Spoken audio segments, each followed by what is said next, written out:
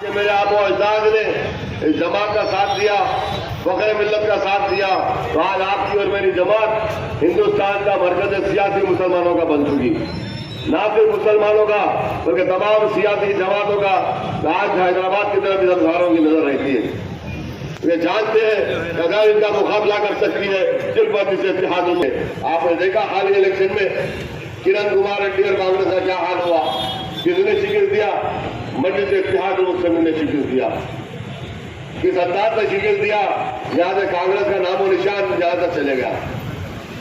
मजलिस इत्तेहाद उसे जानती है कि सियासत किस तरीके से खेला जाए, सियासत में किस तरह की दांव पेच चाहिए, तो मजलिस इत्तेहाद मुस्लिम जानती है। और आज बीजेपी को इसी बात की फिक्र है, आज बीजेपी को इसी बात की फिक्र है, आज बीजेपी परेशान है।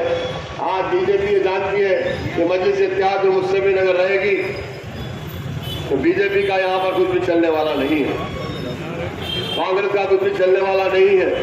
तो कांग्रेस ने अपने आरएसएस के एमपी को छोड़ दिया। आज जो कांग्रेस का सदर है तेलंगाना का रेवंत रेड्डी, ये आरएसएस का मेंबर है।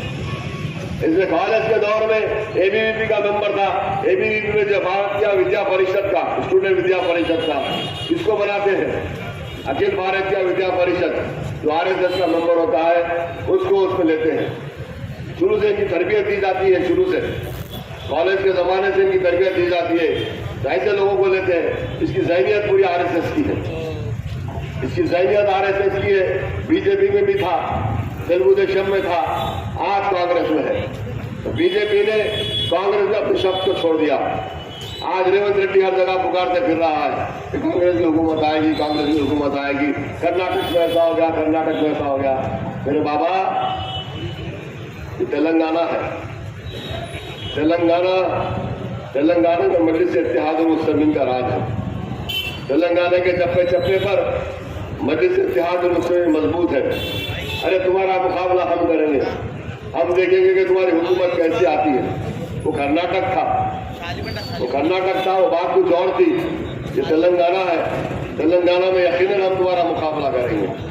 हम पूरी कोशिश करेंगे कि तेलंगाना की फिर से दोबारा ये कांग्रेस में आए। ये कांग्रेस आने से होता क्या है? फसादात होते हैं। कांग्रेस आने से फसादात होते हैं। कांग्रेस वही अंग्रेजों की पॉलिसी करती है, हिंदू और मुसलमान में लड़ाओ। आज हैदराबाद में कोई फसाद हो रहा है, नौजवान फसाद के बारे में भी नहीं जानते, किस तरह के फसादात होते थे। आज आप लोग कुछ भी नहीं जानते, इसीलिए आज आप लोग इत्मीनान से मस्त है। चाहे कुछ भी हो जाओ, मजलिस इत्तेहाद मुस्लिमीन जीतेगी। चाहे कुछ हो जाओ, हमारा उम्मीदवार जीतेगा।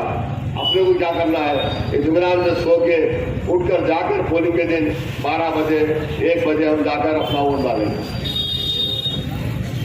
अपने वोट की अहमियत को पहचानो, अपनी वोट की अहमियत को पहचानो नौजवानों। इस चीज को बदलो कि 12 बजे 1 बजे उठकर अपने घरों से निकलकर पोलिंग बूथ पर जाकर वोट डालने के लिए। आज पोलिंग परसेंटेज गिर चुका। अरे समझ में नहीं आ रहा है कि आज वही हैदराबाद है, क्या वही मजलिस के हल्के हैं जिन हल्कों में 60% पोलिंग होती थी तो कहा जाता था कि बहुत कम पोलिंग हुई। 60% पोलिंग होती थी, कहा जाता था कि पोलिंग बहुत कम हुई। हम लोग जब पोलिंग करवाते थे, यहाँ पर बुजुर्ग सारे मौजूद है, उनसे पूछिए, ये लोग जो पोलिंग करवाते थे पोलिंग परसेंटेज क्या रहता था, इनका काम क्या रहता था?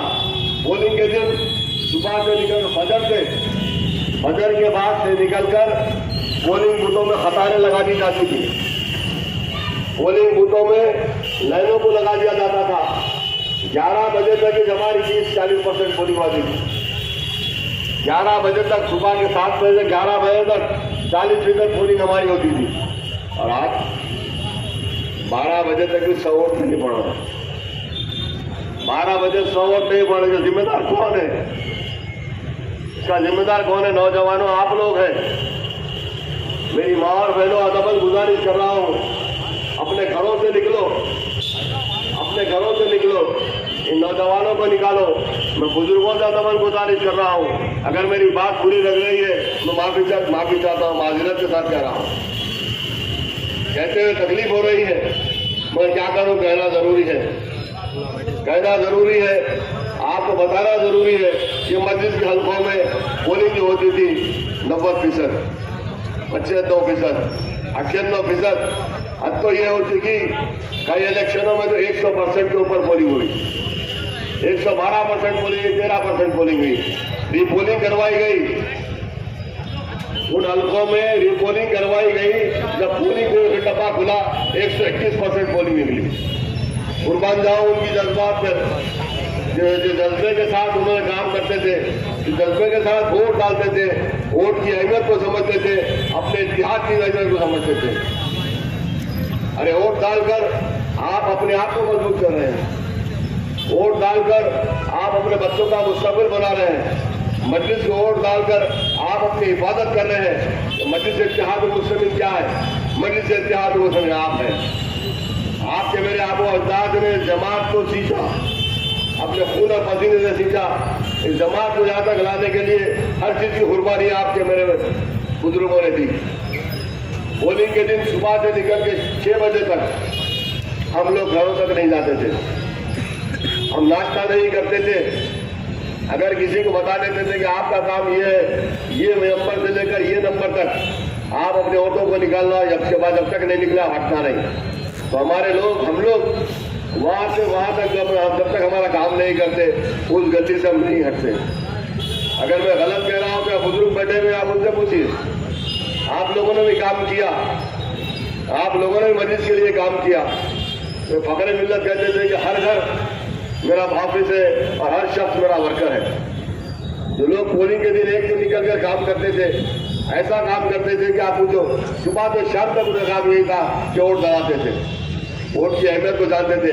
उन लोगों ने तकालीफ को उठाया, उनके बुजुर्गों ने उनको बताया कि किस हाल के बाद आज यहाँ के मुसलमान खुशहाल हुआ है, कैसे हालात थे, वो दौर के हालात कैसे थे, उसके बाद हालात कैसे तब्दील हुए, किसकी वजह से हुए कि आपकी सियासी जमात, आपकी अपनी जमात, आप सियासी तौर पर मजबूत हुए तो आज हालात अच्छे हुए। ये मत समझो मेरे भाई, कभी भी हालात बदल सकते हैं, लेकिन हमको इन हालात का मुकाबला कैसा कर सकते हैं? अपनी सियासी ताकत के जरिए कर सकते हैं, अपनी जमात को मजबूत कर सकते हैं। आज आपने भी हर चीज अच्छी दिख रही है, लाइटें नजर आ रहे हैं, सब नजर आ रहे हैं, पर वो दिन को सोचो जो लोगों ने मुसीबत उठाई, पैसे नहीं रहते थे। बुजुर्ग मेरी बात की गवाही देंगे, सरकारी की दुकान से, मिठाई की दुकान से टोकरी लेते थे, चंगेरी, रस्सी सुतली बनकर हर जगह पर तराजू लगाते थे, अपने जेब से लगाते थे। जगह जगह पर जाकर गेरू ब्रश लेकर हर दीवार पे लिखते थे। मजलिस के लिए बच्चों को चाकरी देकर पुकारते थे, बच्चे मजलिस को वोट दो। बहुत हालात, ऐसे हालात थे मेरे भाई। आज आप किस्मत वाले हैं, आप खुशकिस्मत हैं, आपको इनसे हालात नजर आ रहे हैं। इस हालात को ऐसी रखो, इस हालात को ऐसी रखो। कब हो सकता है कि आपकी जमात मजबूत हो, आप सियासी तौर पर मजबूत। मैं आपसे यही गुजारिश करता हूँ मेरी माँ और बहनों, कि जमात आपके लिए क्या कुछ नहीं किया। जमात आपकी अपनी जमात है। अपने आप की हिफाजत के लिए एक दिन 30 तारीख के दिन 10 मिनट के लिए अपने घरों से निकलो, सुबह सुबह वोट डालो।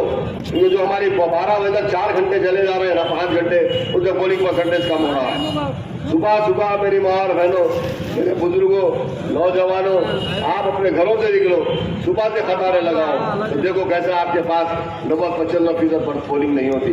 एक बार इस बात पर अमल करके देखो, एक ही दिन ये जलसे, जुलूस, ये हंगामे सब बेकार है। एक दिन अपना जोश होश के साथ बताओ, खामोशी से जाकर अपना एक वोट वतन के निशान पर डालो।